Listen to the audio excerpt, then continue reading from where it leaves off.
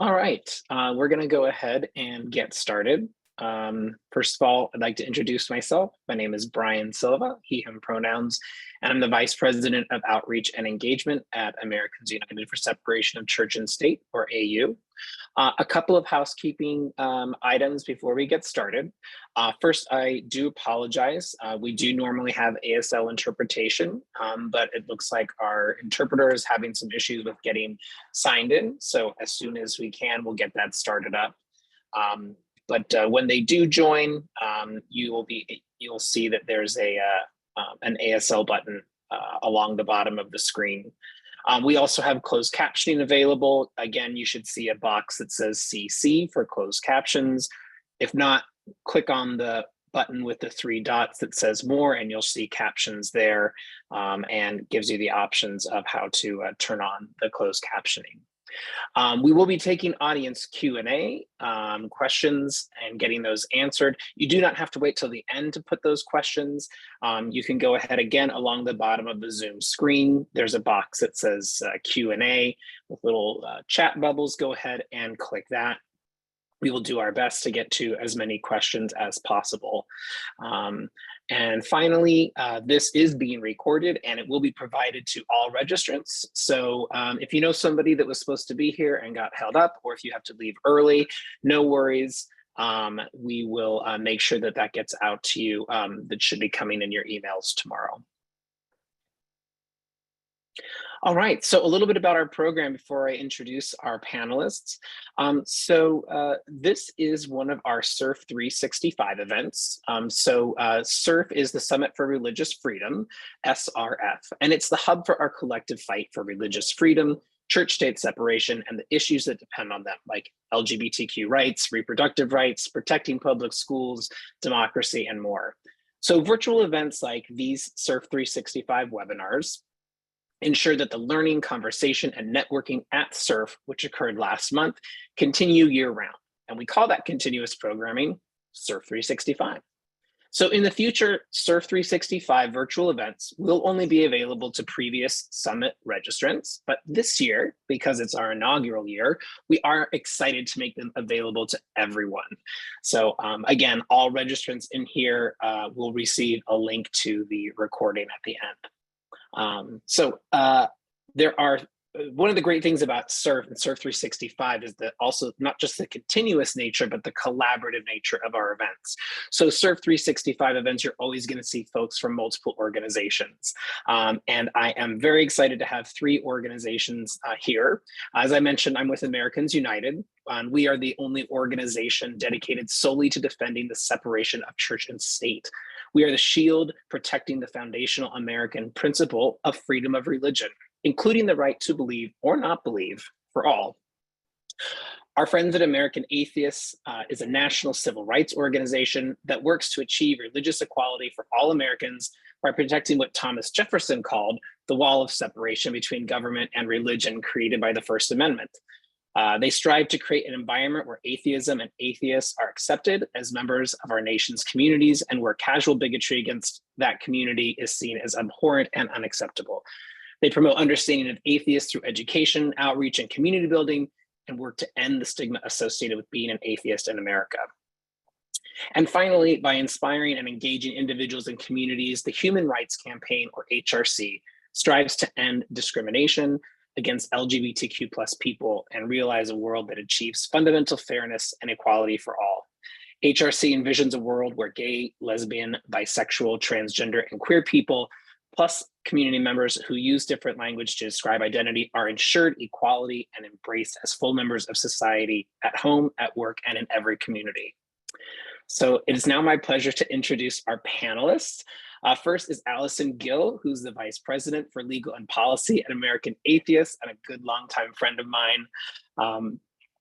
She manages the organization's federal and state advocacy for religious equality and litigation activities to protect that separation of religion and government. She's a nationally recognized expert on civil rights law and state advocacy. Alison, welcome, so good to see you. We also have Feuille, who is a Madison legal fellow here at Americans United.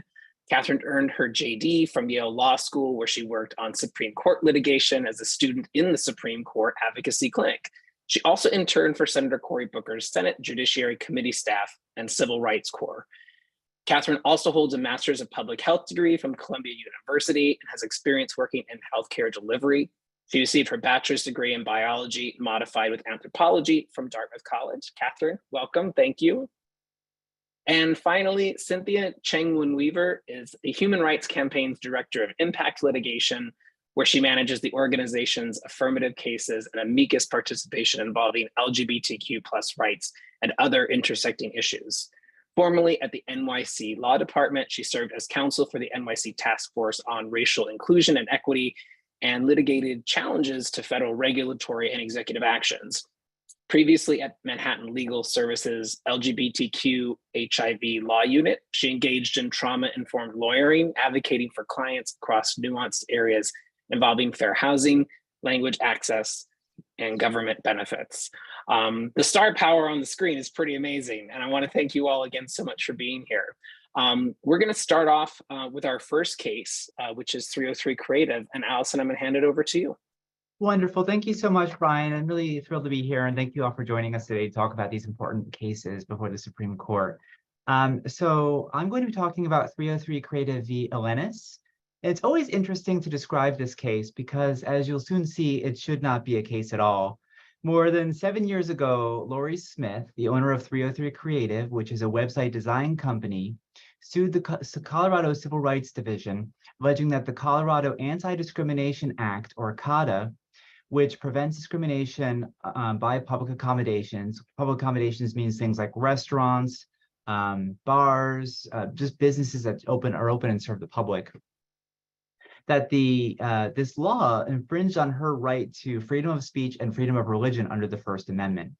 You see, Ms. Smith wanted to design wedding websites. And although she had never done so, nor ever received a request to do so, she was concerned that if she started designing wedding websites, and if a same-sex couple asked her to design their wedding website, then she would refuse to provide this service based on her religious beliefs. And so if a couple then brought a complaint against her to the under the Colorado Anti-Discrimination Act, then she might conceivably be liable. In other words, for more than 7 years, she has not ever designed a wedding website, been asked by anyone to do so, been asked by a same-sex couple to do so, or refused to do so for a same-sex couple. And yet this lawsuit, this hypothetical really, made its way to the Supreme Court, and now we're awaiting a decision any day, even as soon as tomorrow, which could have significant ramifications for non-discrimination against LGBTQ people and enforcement of non-discrimination laws more broadly. So let's look at the claims first. Ms. Smith claimed that her freedom of speech was violated because she was compelled to create art, that is, the website itself, and the designs on it, on a topic to which she objects, same-sex marriage. And this is what it's called compelled speech. And if this sounds familiar to you, it's because it's the same exact argument that was made in the Masterpiece Cake Shop case from a few years ago, which is also from Colorado. In that case, the court made its ruling on another basis. So it did not reach the sort of free speech, should it be an exemption issue here. So they're trying again. And that's where we get to this case, 303 Creative. The court below, the 10th Circuit, rejected Ms. Smith's claims, saying that although creating a website was speech and therefore strict scrutiny analysis applied, and strict scrutiny analysis is the highest level of constitutional scrutiny of governmental action. So it's a very challenging burden for the government to meet when you have strict scrutiny. But the court said that strict scrutiny did apply, but that Colorado met its burden under strict scrutiny because there is a compelling governmental interest here, and the government used the least restrictive means of meeting that interest. The governmental interest in question here is equal access to publicly available goods and services. In other words, preventing discrimination. So that's the goal. The goal of this act was to try to prevent and make sure that everyone can access publicly available goods and services. The 10th Circuit also ruled against Ms. Smith's free exercise claim, but that was not appealed to the Supreme Court, only the free speech claim. So technically, this case does not involve religion, technically. Now, I would ask you, would this case be at the Supreme Court if it did not involve religion at all? Your guess is as good as mine. I would probably say no. But this is where the case is. It's about compelled speech. It's a freedom of speech case currently. So let's talk about standing first. Well, first, let's talk about the law. So Colorado agrees with 303 Creative that 303 Creative is a public accommodation under its statute. This is different from most public accommodation statutes. It's a very broad interpretation of public accommodations, which is one of the reasons we're seeing this case. It's not a traditional public accommodation. It's one that exists in cyberspace, right? So it's a little bit different than a lot of the public accommodation cases you'll see. Also, standing. So standing is the legal ability to seek vindication of one's rights in court. And it's questionable whether this case should ever have been adjudicated given its speculative nature. Normally, to have standing, a plaintiff must have an imminent risk of harm, such as, for example, being found liable under CADA. That could be a harm, but it must be imminent, not speculative or remote. And I've talked about why this might be, in my opinion at least, speculative. But here we are 7 years later, still no website, no refusals, no enforcement. And the lack of concreteness, unfortunately, allows this Smith's lawyers to be flexible in her arguments, her beliefs, and what she would or would not allow or permit when she's creating her websites. We very much saw that in the oral arguments of this case. They were, to put it lightly, quite a mess. Sort of a spiraling mass of confusing hypotheticals involving issues of race, what qualifies as speech or art versus conduct, specific types of expression like photography, and much, much more. If you want to read a lot of really complex legal hypotheticals that seem to go on and on, I highly recommend reading the transcript of this case. You'll find it fascinating. Unfortunately, also, the lack of concreteness masks the extent of the harm that could be done in this sort of case. There's no same-sex couple on the other side who are being denied services, who had been discriminated against. We only have poor Ms. Smith. So it sort of appears to the public as a little bit one-sided. Okay, so let's talk about possible outcomes. Now, it is possible that the court kicks this case out based on standing, says there's no standing, or some other principle, like maybe this isn't really a public accommodation. Those things are possible, but probably unlikely. The court, if the court creates an artistry exemption to non-discrimination laws, like Ms. Smith wants, it would be difficult to contain that because art and speech versus conduct are a notoriously challenging distinction to make. It's also possible that they might say that Colorado did not meet its strict scrutiny burden, or that somehow different standards apply to LGBTQ discrimination versus discrimination on other bases. There's nothing in the law that indicates that, but so any of these outcomes could have some significant impact on the enforceability of non-discrimination laws, certainly for LGBTQ people, but potentially also undermining their usage to provide protections based on other characteristics such as race and disability. And so that's an overview. I'm happy to talk more about this during questions, and I'll pass it back to you, Brian.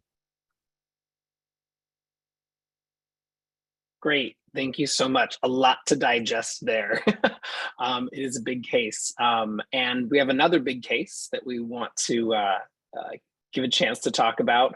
Before I do that, for those that have joined us just now, just as a reminder, you can turn on the closed captioning along the bottom of the Zoom screen. There's a CC button, or if not, click the More button and you should see a button for captions. Also, we can take questions at any time by clicking on the Q&A button at the bottom of the Zoom screen as well. We'll answer those in real time where we can, or save them till the audience Q&A section at the end.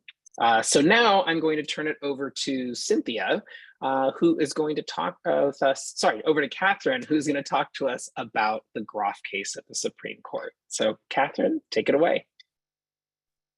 Hi, everyone. Thanks so much for being here. So I'm going to talk to you all about a case called Groff v. DeJoy.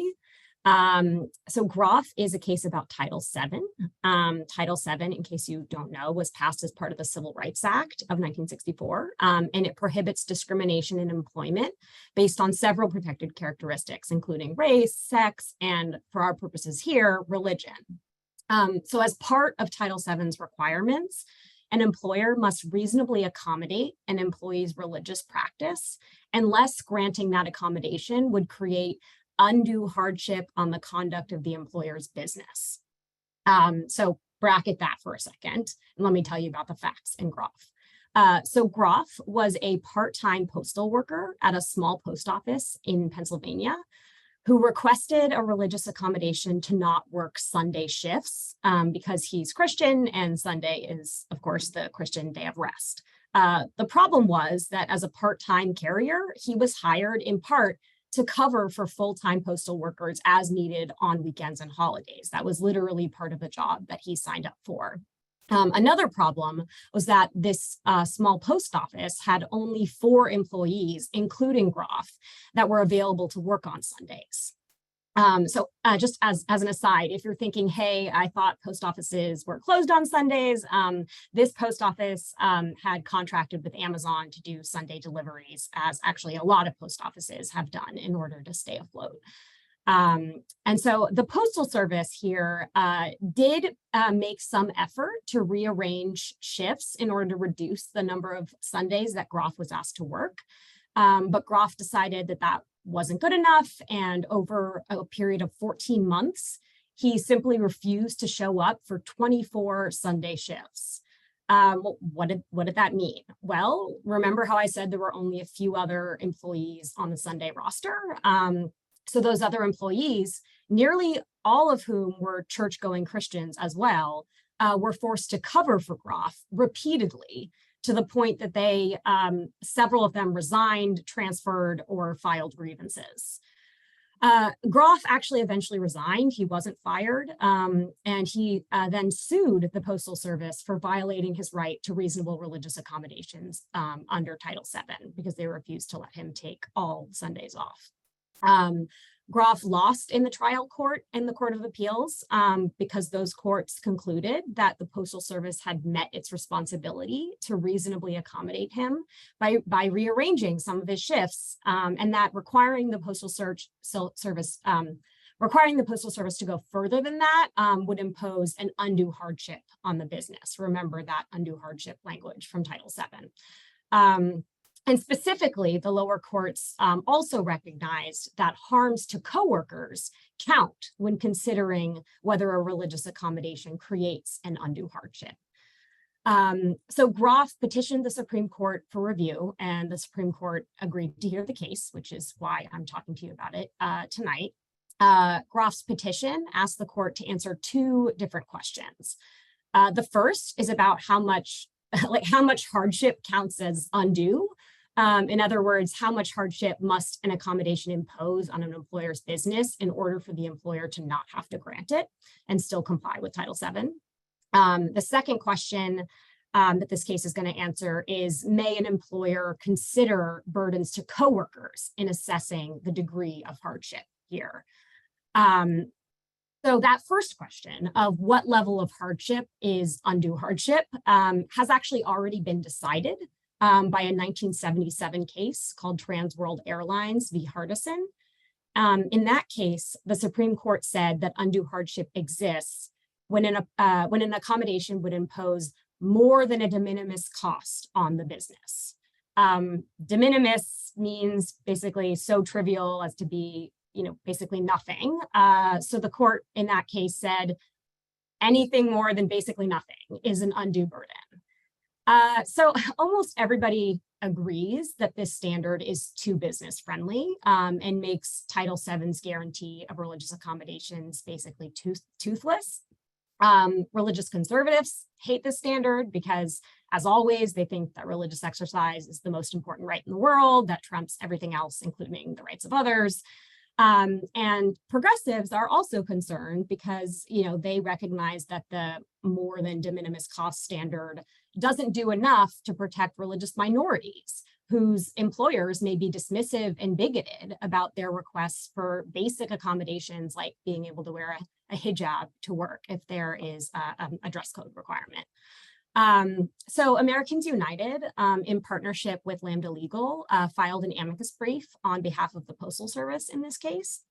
And in our brief, We agreed with the general consensus that the court should revisit the de minimis standard, but that whatever the standard is, the Postal Service has met it here because Groff's desired religious accommodation in this case wreaked total havoc on this small town post office, and that an accommodation that disruptive can't be required under Title VII.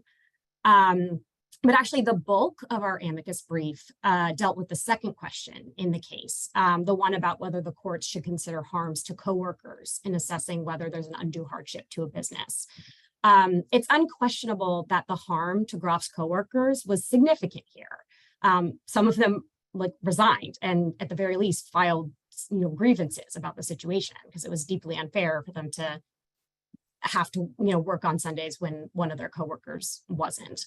And so we said in our amicus brief that the courts should consider these coworker burdens. And we walked through different types of harms: financial, logistical, health and safety, dignitary harms, and basically proposed a framework for how the court should think about these. So there's definitely more I could say about this, including, what kind of outcomes we're expecting, but I'm running out of time, so I'm going to turn it over for now and hopefully talk more about it during Q&A. So I'll pass it to Cynthia to talk about some cases that could make their way to the Supreme Court in upcoming terms.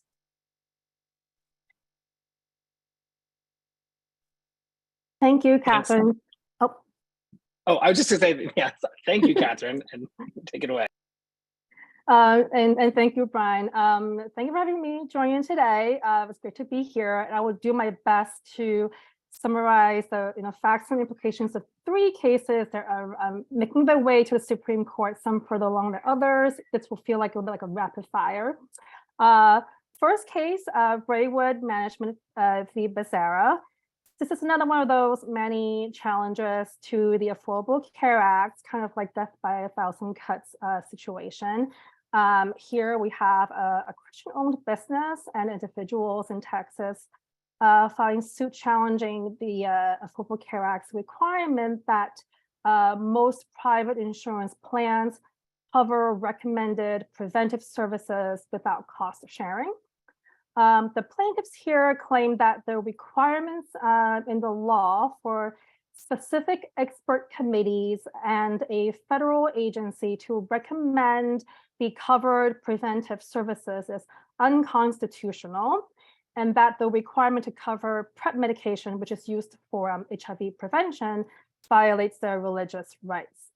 On the RFRA claim, the Religious Freedom Restoration Act, plaintiffs argue that the mandate forces self-insured religious employers to underwrite coverage that violates their religious beliefs, and just making it impossible for them to purchase health insurance plans that would exclude this coverage, and that this is a substantial burden on their religious freedom.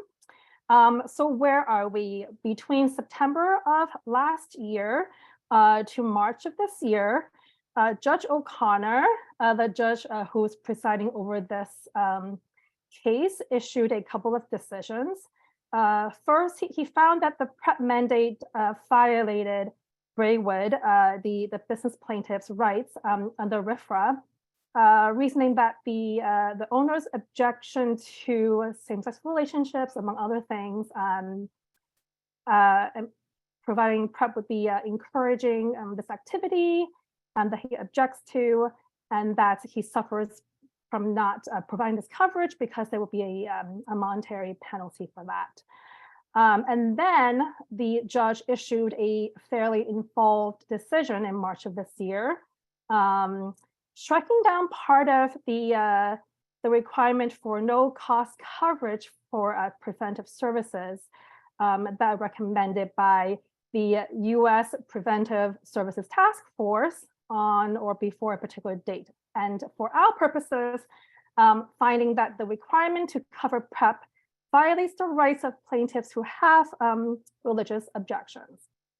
So the federal government quickly appealed this decision, and the appellate court actually stayed the ruling fairly quickly, meaning that the federal government can continue to enforce the preventive services requirement for the time being.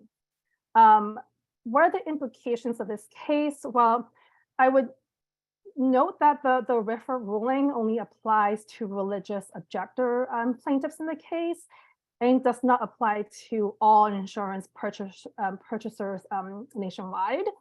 If the plaintiffs here prevail on either the constitutional or religious claims, it would mean that it will be more difficult for the government to require insurance plans to cover preventive services. Some may also note that the court's analysis here may be seen as an expansion of the RFRA doctrine to cover an otherwise neutral government action and deem it unlawful because it could potentially result in religiously objectionable conduct.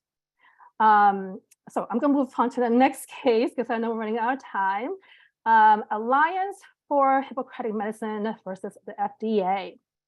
So last November, 4 organizations and 4 doctors sued the FDA and the US Department of Health and Human Services, challenging 6 very discrete FDA actions that took place from 2000 to 2021 regarding the availability, distribution of mifepristone, which now can be obtained by mail. The plaintiffs there argue that the FDA had violated necessary administrative processes over these many, many years, and claiming that the medication is unsafe, not therapeutic, and that it was first approved in 2000 through an accelerated track, which it wasn't. It took 4 years for the FDA to approve this medication for use. Quickly to talk about what is mifepristone, I'm sure you all have been reading about it in the news. It's the first medicine in a 2-step regimen used to end a pregnancy. It is proven to be one of the safest medication out there. There are studies that say it's even safer than Tylenol, and is used by millions of people in this country. And there has been an increased use after the Dobbs decision came out overturning Roe v. Wade. Where are we in this case? There's a judge in Texas who issued a nationwide injunction, which went up to the appellate court also very quickly. That court had issued a ruling that questioned parts of the lower court's decision, but allowed the severe restrictions to go into effect. The federal government filed for an emergency stay or a suspension of the ruling, which the Supreme Court did issue, holding that all restrictions on mifepristone will be paused until the case plays out in the lower courts. Implications here, I'm glad that Alison mentioned the standing doctrine. I think, like the Braidwood case, this case has raised a lot of different types of standing questions. I think it is indicative of selective expansion of the threshold of standing. You would see that most typically when a plaintiff is seeking an injunction, they have to offer proof to show harm in different ways. And here in the record, there's very little proof that the plaintiffs here are actually experiencing harm from these FDA agency actions. And I will also note that there is some speculation that there could be some type of national ban or restriction of some sort for this medication, even though under Dobbs, the Supreme Court had indicated that the right to abortion should be dealt with on a state-by-state basis. But I'll quickly add that because of the way in which this case was framed, it's very specific to mifepristone, that the ultimate decision is unlikely to have immediate practical impact on other medications beyond that. And very quickly, moving on to the last case, Yeshiva University versus NYU Pride Alliance. It is a state court case in New York. It is not before the Supreme Court right now, and it won't take some time to get back there. Yeshiva University is an Orthodox Jewish institution, and it had refused to recognize an LGBTQ student organization. So the students sued, claiming that the school had violated the New York City human rights laws, public accommodations provisions. So yeshiva, this is interesting.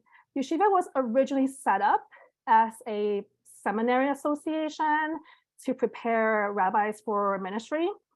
And over several decades, their charter was amended to allow numerous secular degrees to be awarded. And eventually, Yeshiva amended its charter to become incorporated under the education law. This allowed them to reap benefits such as receiving public funds and grants. And now Yeshiva is arguing that they should be able to invoke a religious exemption in the New York City human rights law, even though they chose to not be part of that exemption when they amended that charter. So where are we in this case? A trial court had issued an injunction that required the university to recognize the student group. And then at the end of the summer, several months later, the university ran to the US Supreme Court for an emergency stay, which was eventually denied. But it attracted a great deal of attention, with around a dozen amicus briefs filed very quickly in support of the university by various religious entities. And the case has been sent back to the state court and is now working through the state court system. Once it gets to the highest court of the state, it is possible the issues involved here will go to the Supreme Court. I'll just quickly wrap up to say that the implications here are, if schools and businesses are allowed to raise religious liberty claims in this situation, it will make public accommodation laws more unworkable. Folks would have inaccurate notice or no notice at all as to their rights as customers and consumers. So I'm going to send it right back to you, Brian.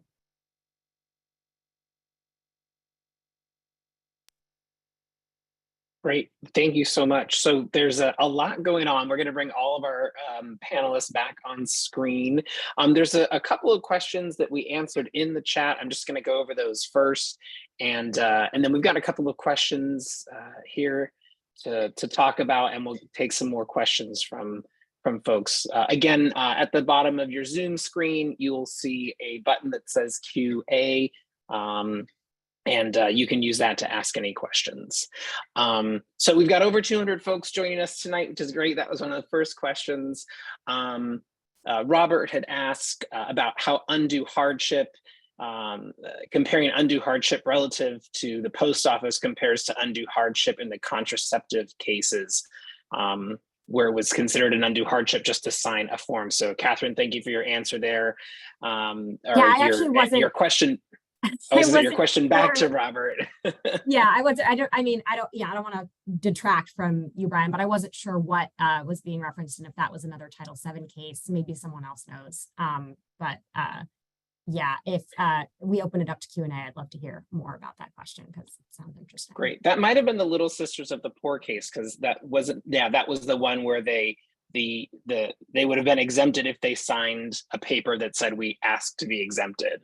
And that was found to be an undue hardship for them. So, and then Jackie had asked about the name of the first case Cynthia was talking about, and thank you, David. That was Braidwood Management versus Becerra. So, Alison, let's start with you with the first question. Next question. I mean, how does the 303 Creative case differ from Masterpiece Cake Shop? And just reminding folks, Masterpiece Cake Shop was another case out of Colorado. It was a baker who refused to bake a wedding cake for a gay couple. That was also found in favor of the anti-discrimination law and the couple all the way up till the Supreme Court, where, correct me if I'm wrong, on a technicality or not really on the merits of the law itself, but how it was kind of decided was sent back down. And I'll let you give the proper description of it and what you think Sure. the similarities and differences are. Sure, I think that's a good description of what happened with Masterpiece. So here we had a cake artist, is how they styled themselves, right? Who basically ran a cake shop and refused to provide a designed, well, there's some dispute in the facts whether the person requested an undesigned cake versus a designed cake, but we don't need to get into those details. But anyway, the question was, could they refuse to provide this this service because this was basically speech that was being compelled by the Colorado non-discrimination law? Were they compelled to create art?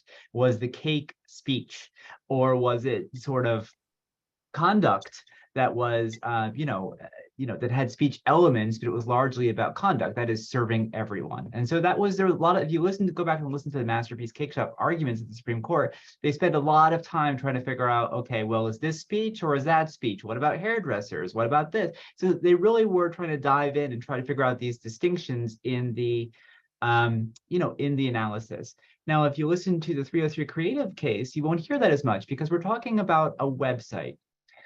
So it's pretty clearly about designs and pictures. So there is more speech elements. The question is, whose speech is it? Is it attributable to, the creator? Is it sort of for hire? So there are some questions there, but it's kind of a little bit distinct from the other types of from the cake shop case in that way, and I think that's pretty noticeable. So it's more focused on online, and as you said, it was sort of not dismissed, but kicked out of the Supreme Court on another basis that was not actually brought up throughout most of the case, which is they said that the statements made by the Colorado Civil Rights Commission, a few of the statements made were disparaging basically towards religion, and for that reason, the Baker did not receive a fair hearing. Their rights were sort of, the First Amendment rights were infringed because of this animus shown by these statements. Now, the statements were pretty banal, frankly, but that was the sort of what they decided. So that was the cake shop case. So I think it's really just kind of another bite at the apple on these things, another way for them to approach it. When the marriage cases started moving forward, there were a whole range of these types of free speech type cases that have been pushed forward across the country. There was a few in Washington regarding flowers. There was, I think, one from Arizona regarding calligraphy. So it's like there was efforts by a few of these, religious conservative groups to push forward as many of these bills as possible in order to get these before the Supreme Court and address this theory because they see it as a winning theory. And this is another example. But I hope that makes a distinction. Yeah, no, that's great. I appreciate that. So moving to one of the other cases, another question that popped up going to the Groff case for you, Catherine. Groff feels like a much more nuanced, raising really tough questions in that case. And can you explain maybe why it's not so black and white, what we might consider a good ruling from the Supreme Court in that? Yeah, definitely. Yeah, so you probably gathered as I was talking about it that Groff is kind of a difficult, complicated case, and it's not really clear what outcome we're rooting for. And the answer that we're going to get from the court is not just going to be a you win, you lose, straightforward answer, because the court is being asked to articulate a new standard here and to decide what factors can be considered in evaluating that standard. So it's going to be a very multi-factored kind of reasoned decision. And I can tell you that those of us at AU that worked on the amicus brief really puzzled over it because there were a lot of tricky questions, like take the harm to coworkers question. We decided we really want those harms to matter, but we realized there were also situations where that could backfire and result in religious accommodations being denied for unacceptable reasons. For example, if a Muslim woman wants to wear a hijab to work and she lives in an Islamophobic community, her coworkers could say that it harms workplace morale because her religious garb makes them uncomfortable. And so we actually said in our brief that harm to employee morale is a valid consideration, but not if that harm is a result of religious hostility. So that is just one example of the many nuances that we discussed. But also what makes this case complicated is that it doesn't fall neatly into a left versus right, Christian nationalist versus church state separation advocates, zero-sum game kind of deal. It's, as I've already discussed, most advocacy groups on all sides of this issue agree that the de minimis cost standard is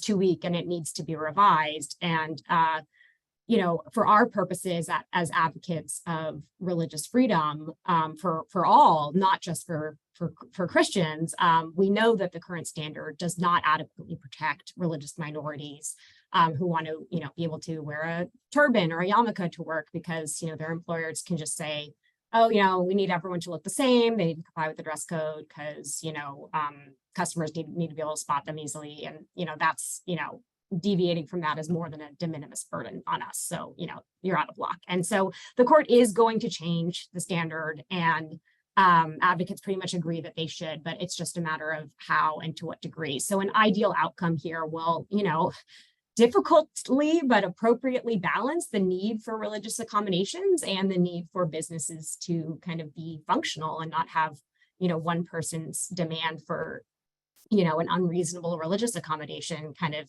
create havoc for all the other employees and the whole business. So yeah, I mean, it's just worth mentioning that, while we filed an amicus brief on behalf of the Postal Service, some of our coalition partners filed briefs in support of Groff. So this is definitely not an easy case, and there are a lot of nuanced outcomes that we could see. Great. Well, thank you. We've got a couple of questions next. They all fall into a similar category. So Hallie and Helena and Carolyn are all kind of talking about the same thing. We at AU call this the $1 billion shadow network, but the questions kind of range from, who's funding the lawyers in the Colorado case, and others. Also goes into, are these plaintiffs in these cases selected and then heavily funded? Again, do we know who they are? And then it kind of wraps up with the legal piece, which is, can you explain standing? As it seems a number of these cases, no one has been harmed yet. So I thought standing meant the plaintiff had to be harmed. So I think those are all kind of interconnected with those groups. So I'll open it up to all of you to comment and share. That is typically what standing means. The court has been sort of over time defining the standards for being able to get into the courthouse door to sort of to vindicate your rights and plead your claim, right? So this is based on the Constitution. It's called Article 3 standing, and it says that the courts have the ability to sort of hear cases and controversies. And so the theory is, well, if there's not really a case here, then the courts don't actually have authority to just hear like hypotheticals and make rulings. The courts are federal courts. Some state courts do have that right, that ability, but federal courts do not. And so there really has to be something there for the court to make a decision based on. And there's been a lot of case law on this over the years. It's interesting because we seem to be entering a new paradigm in a lot of our recent cases, particularly those involving religion. I think a few of us called this out for the Espinoza case a few years ago about standing and whether that should have met the qualifications. And that's a little bit more technical, but the law was already struck down. And so there wasn't really a dispute in that case. That was about school vouchers in Montana.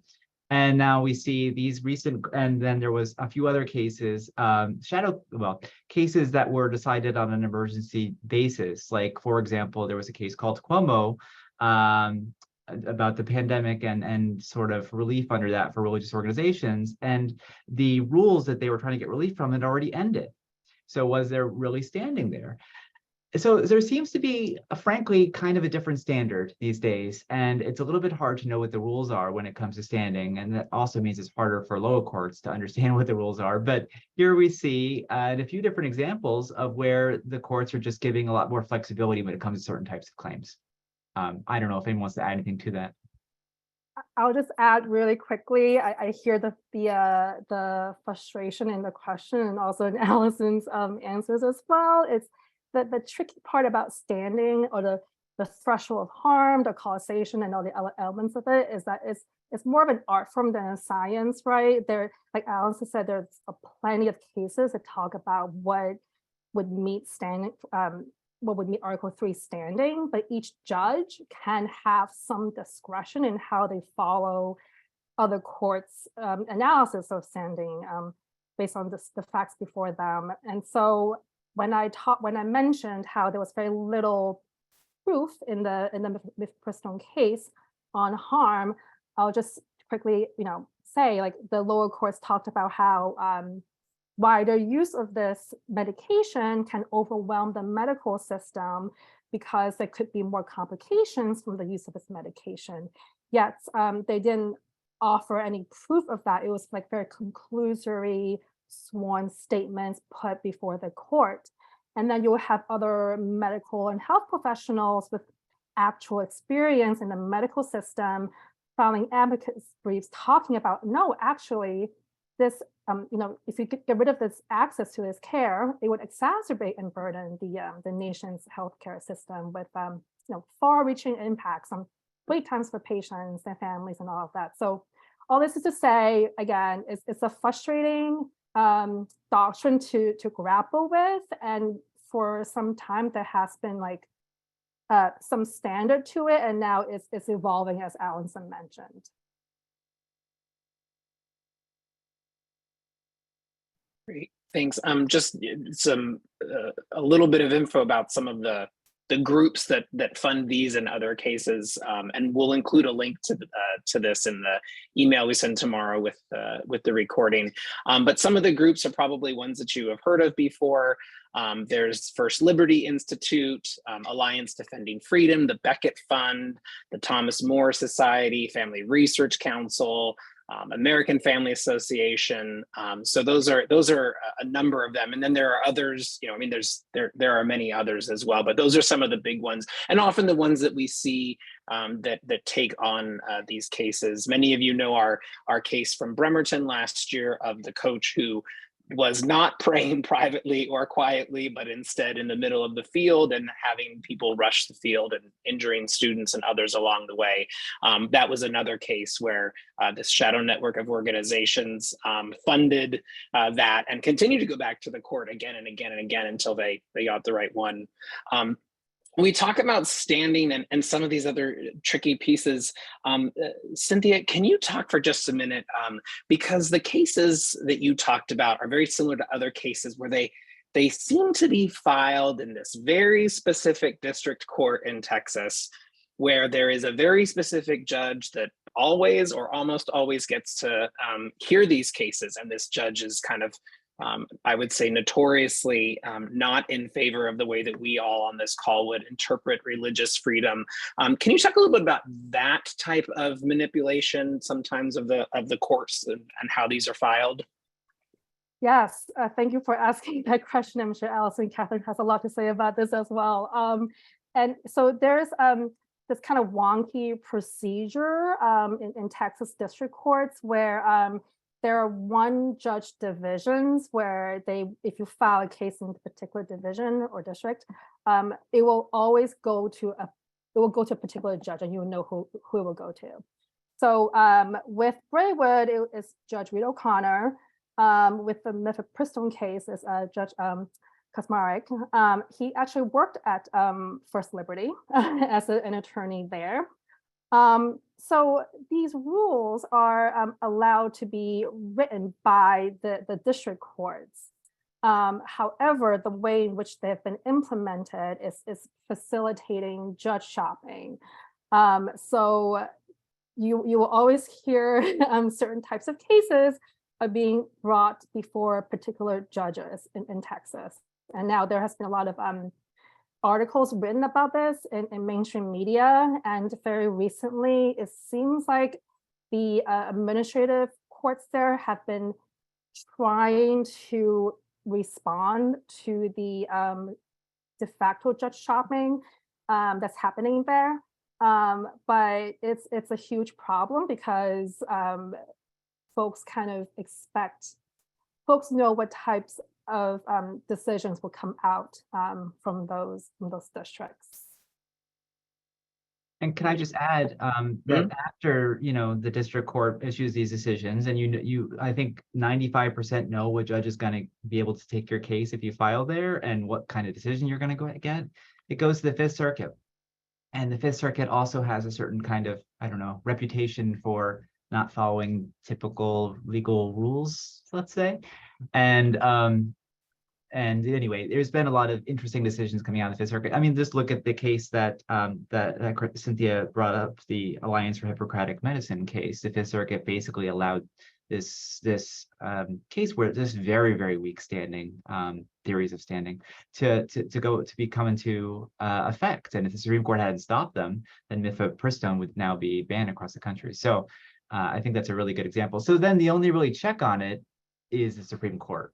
And it's just a way for them to really push through and make these changes happen. I mean, to really challenge these. The other problem is we're getting a lot of nationwide injunctions, which means we have one judge in Texas sort of saying that, okay, this rule is not in effect for anybody across the entire country. So that's also a really problematic element of this, because there seems to be no check on these two judges and their authority. We got again consolidating a couple of questions. Hopefully I do these justice to both BJ and to Trisha. But the general concept is kind of proactive lawsuits to use some of these poor decisions to maybe turn them on their head, expand religious liberty, expand protections. Is that possible? One example, potentially, a religious freedom claim taking into account that some religions, for example, support marriage equality and then some don't. So, this case says, somebody doesn't have to do a cake for a gay couple, and another says that, by doing that, you're denying their religious freedom to celebrate their religious sacrament or whatever, and kind of the chaos that could ensue. So talk, if any of you have any thoughts on the way these cases could or maybe have been tried to be used to turn bad law into good law. I can talk about the dangers of doing that. That'd be great too. A little bit, yeah. So, yeah, I mean, the example that comes to mind is abortion litigation, and specifically, so Americans United brought an abortion lawsuit in Missouri challenging Missouri's abortion ban. And we brought it based on the state's version of the Establishment Clause, arguing that it was a church-state separation violation because these legislators were very clear about the fact that they were enshrining religious beliefs in law. That tactic that we took was actually different than what other legal groups had been doing up until that point, like post-Dobbs, but until we filed our lawsuit, which was to try to leverage the Free Exercise Clause and the Religious Freedom Restoration Act, oh my God, RFRA, to try to secure abortion rights. The danger was that so the argument there was, I have my personal religious belief requires me to have access to an abortion, so I get an exemption from the abortion ban. And that could, that kind of claim could be brought either under the Free Exercise Clause or under RFRA.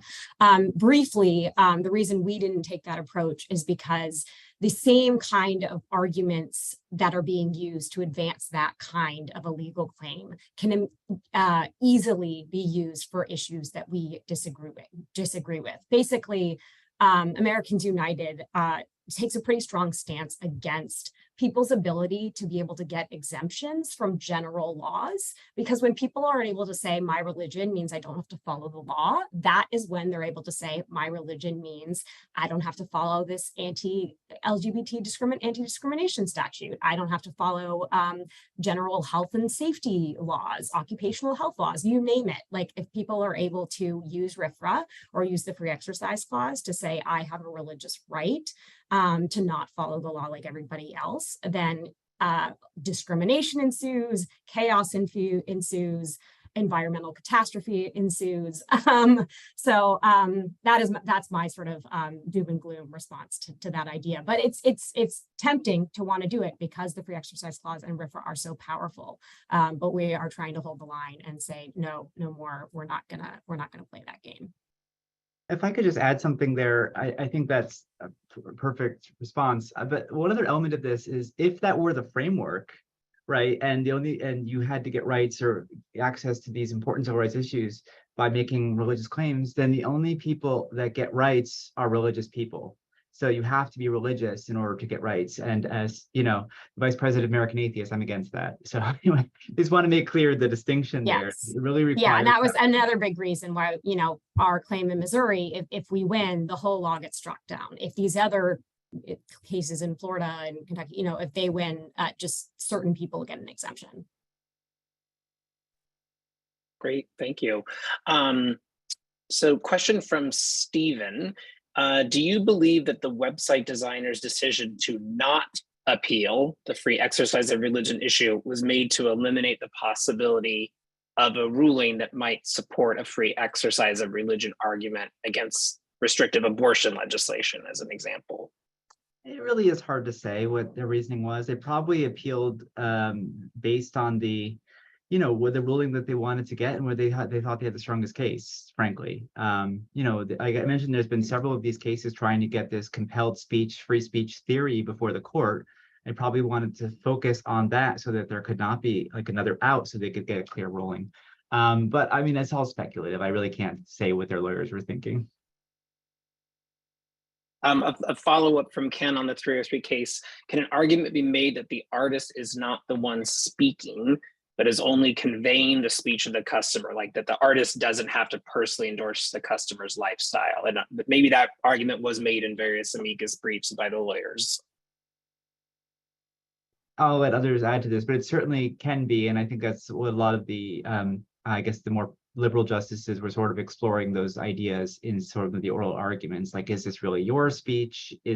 Are you just conveying what's other people were telling you? Are you just changing the name? Is that even speech to begin with? So these are complex issues, and I think could be a lot of discussion here.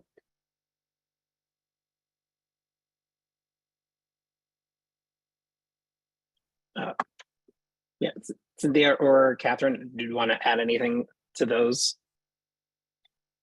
Okay. What was the other one? Sorry, Brian, was there another question that Alison didn't just answer? No, she did. If anybody else wanted to add to the answer, to give you a chance before we move on. Oh, I'll add just really quickly. The court in Yeshiva consider that through just evidence of the school allowing so the other schools in the institution allowing LGBTQ groups to form, and that's it was pretty clear that the institution wasn't endorsing or adopting the views of those groups. So it's certainly something that's been considered by judges. Cynthia, while you're chatting, we got to hear kind of a little bit of a prediction about 303 creative, or at least how it was different, and a little bit about Groff. Any thoughts on either of the three cases that you spoke about that haven't reached the Supreme Court yet, but that we want to keep our eye on for potentially moving to there? Any predictions or thoughts on where those cases, or not enough information yet? I'll give very, very brief thoughts on that. On the mifepristone case, we do think there is possible there'll be some national restriction on the medication just because of the politics of it, but that's one view. I'm going to try to be optimistic here. On the Braidwood case, I think because it really goes to the heart of a lot of the committees and agencies and how they operate and how they've been doing this for a very long time, it would be problematic for the court to issue a very broad decision, the Supreme Court. So I think it would be a more narrow ruling there. And on Yeshiva, I think I'm fairly certain that the highest court in New York will side with the alliance, the LGBTQ student group. I think the law is very clear there. It's pretty clear that the university made a decision and benefited from it, and cannot invoke the religious exemption in the public accommodations law. My next question follow-up to that is, what will the university do after that? I think folks were thinking they will settle the case, but based on the events and actions on their part, it seems like they are pressing forward. Gotcha. Well, I thank you very much for that. I want to thank all of our panelists for being here. Alison Gill from American Atheists, Catherine Feuille from Americans United, Cynthia Cheng-Wun Weaver from Human Rights Campaign. Again, this is part of our Surf 365 series, which continues the conversation, organizing, and work that comes out of the Summit for Religious Freedom. Thank you all so much for being here. You'll be receiving a link to the recording tomorrow, and a couple of links about some of the topics we discussed tonight. And again, have a good night, everyone. We'll see you in our next 365.